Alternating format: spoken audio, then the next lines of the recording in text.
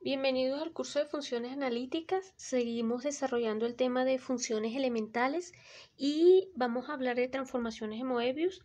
Tercer video que dedicamos a transformaciones de Moebius. Ellas tienen muchísimas propiedades y les soy honesta, voy a quedar corta en todo este tema, pero hoy vamos a hablar del estudio de sus puntos fijos, de los puntos fijos de una transformación de Moebius. Para entonces hacer esto, vamos a entrar de lleno a la proposición. La proposición que hoy vamos a ver es la siguiente. Toda transformación de Moebius, vamos a denotar la S de Z, está determinada por tres puntos fijos.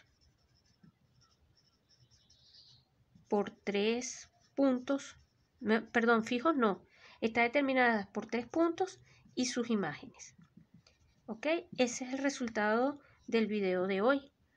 Vamos a convencernos de esto. Entonces vamos a empezar por estudiar en principio los puntos fijos y después vamos a llegar a esto. Si nosotros tenemos, ya sabemos que la identidad tiene todos sus puntos fijos. Esto es un caso trivial, así que no vamos a mirar esta. Pero imagínense que tenemos una transformación más general. AZ más B entre CZ más D. Donde estamos pidiendo acá, por ejemplo, por un momento, vamos a considerar esta. Vamos a considerar por un momento alfa Z más beta. Esta general, primero vamos a estudiar este caso, donde, bueno, si queremos llevar esto para acá, simplemente consideramos alfa de la forma A entre D y consideramos, bueno, aquí necesitamos C igual a 0 y obviamente beta de la forma B entre D. ¿Ok? Bajo esta hipótesis, este es un caso particular del de arriba. Y fíjense, por ejemplo, para esta transformación, nosotros tenemos que, si nosotros tenemos esto, para esta transformación, el infinito es un punto fijo. ¿Ok? Vamos, si alfa es distinto de 1, por ejemplo, entonces, y tenemos un punto fijo en esta transformación con alfa distinto de 1, nosotros tendríamos algo como esto, z igual a z por alfa más beta. O sea que z por alfa menos 1 tiene que ser igual a beta, o sea que z va a ser de la forma beta entre alfa, 1 menos alfa, perdón, porque aquí sería cambiar signo, 1 menos alfa, aquí quedaría 1 menos alfa. Entonces, este es un punto fijo. Y para la transformación S de Z de la forma alfa Z más beta, esta transformación tiene dos puntos fijos. Uno es el polo y el otro es el punto de la forma, entonces, habíamos dicho, beta entre 1 menos alfa. Ahí hay dos puntos fijos. ¿Qué pasa si alfa es igual a 1? Si alfa fuese igual a 1, tenemos con beta distinto de 0, tenemos que no existe ningún punto finito inmóvil. Repito, no existe ningún punto, lo escribo, no existe ningún punto finito inmóvil. ¿Ok? Eso es importante decirlo. Aquí nuevamente el polo es infinito y cuando ustedes piensan en el despeje, o sea, cuando ustedes miran el límite, cuando alfa tiende a 1 de beta entre 1 menos alfa, eso da infinito. Entonces lo que está diciendo es que el mismo polo es el otro punto infinito. Es el otro punto fijo, ¿no? Ahora, si C es distinto de 0, en nuestra aplicación, insisto, AZ más B entre CZ más D, en nuestra aplicación, si C es distinto de 0, f de infinito o, perdón, F no, S de infinito va a ser A entre C. En el infinito, la función vale A entre C. Y S evaluado en menos D sobre C da infinito. Así que aquí el infinito no es fijo, no es un punto fijo. Y menos D sobre C no es un punto fijo tampoco. ¿Ok? Ahí hay polos, lo que tú quieras, pero no es punto fijo. Ahora, si quiero calcular los puntos fijos de esta transformación, entonces tengo que resolver esto que está acá. Resolvemos esto que está acá. Esto al igualar me quedaría c cuadrado más d por z igual a z más b. O sea que quedaría esto. Esto menos b tiene que ser igual a 0. Resolvemos esto por casos y tenemos los siguientes casos. Primer caso, espero que allí se vea bien. Si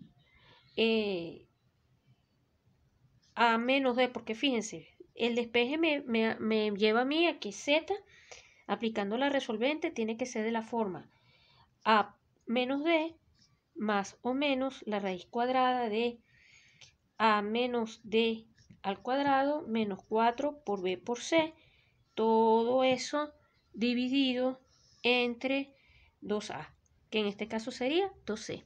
¿Ok? Aplicando la resolvente, z tiene que tener esta expresión explícita, ¿ok? Y si z tiene esa expresión explícita, entonces vamos a los casos del estudio del discriminante. El primer caso, si este discriminante es mayor que 0, si a menos d al cuadrado menos 4 por b por c es mayor que 0, hay dos puntos fijos. Hay dos puntos fijos que vienen dados por el cálculo de los respectivos z.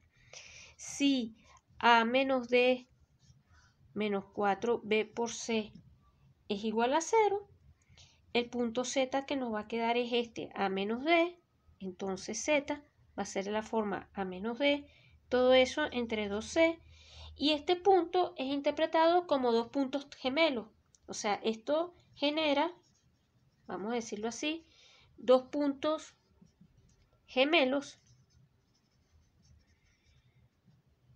que se confunden con uno, que se confunden con uno solo, ¿ok? Es como que si se pegaran, ¿ok? ¿Qué estamos diciendo? En términos de resultado, estamos diciendo lo siguiente, y lo enuncio como una proposición o un teorema, como ustedes prefieran. Proposición: toda transformación de Moebius,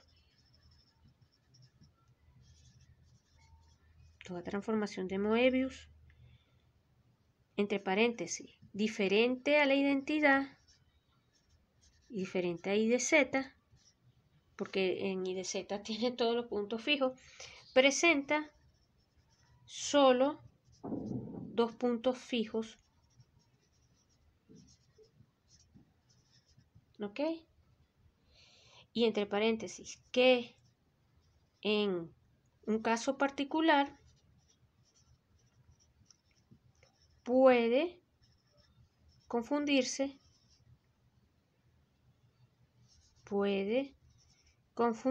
con uno solo, en uno, ¿ok?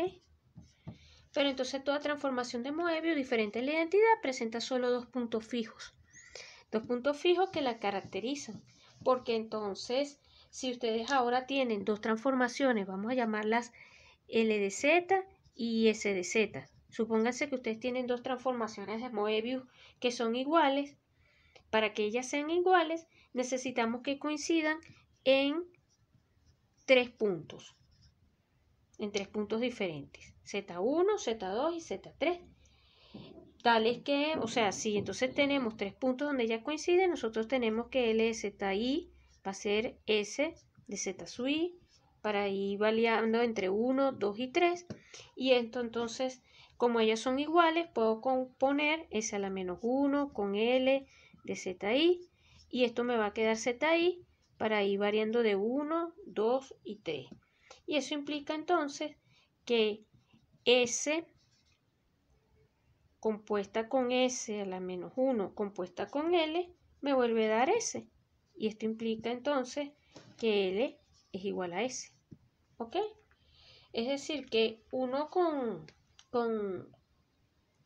dos puntos, como hay dos puntos fijos, uno con 3 puntos, ya conociendo 3 puntos de 3 puntos, teniendo la información sobre 3 puntos y sus imágenes, ya puede conocer la transformación en sí, porque va a ser única. Es como cuando uno trabaja con una circunferencia, ¿verdad? Uno conociendo 3 puntos puede construir la circunferencia. Uno conociendo 2 puntos puede construir la recta. Aquí es el mismo argumento. Entonces, eso nos lleva a lo que se llama razón doble o expresión implícita. ¿Es razón doble o expresión implícita? ¿De quién?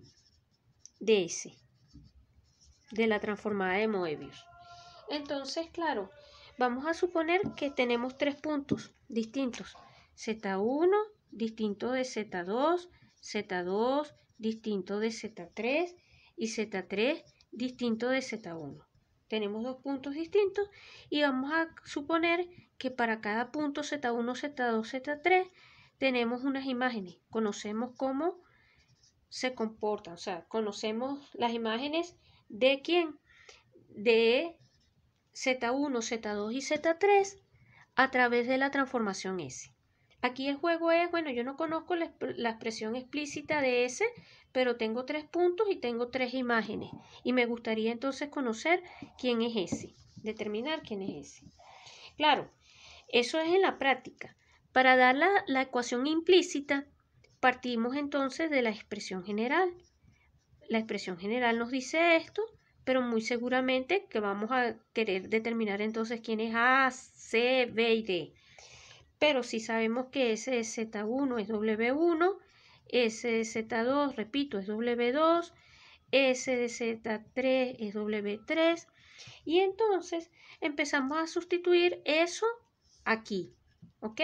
No voy a hacer los detalles, simplemente voy a decir cómo quedan los cálculos. Entonces, estimamos cuánto da W menos W1. Sustituyendo en la fórmula, lo voy a escribir una sola vez, no voy a hacer los desarrollos, insisto, pero esto formalmente sería esto. Z1 acá más B sobre Z1 acá más D y saco toda esta cuenta. Desarrollo todo esto y entonces esto me va a quedar, por decir algo, cuando desarrollemos, esto me va a quedar Z más menos Z1 que multiplica B por C menos A por D sobre CZ más D por CZ1 más D. El mismo argumento lo realizamos con B menos W sub 2. Entonces aquí quedaría Z menos Z sub 2, ZC, voy a repetir lo mismo, B por C menos AD, aquí quedaría CZ2 más D, y hacemos el mismo argumento.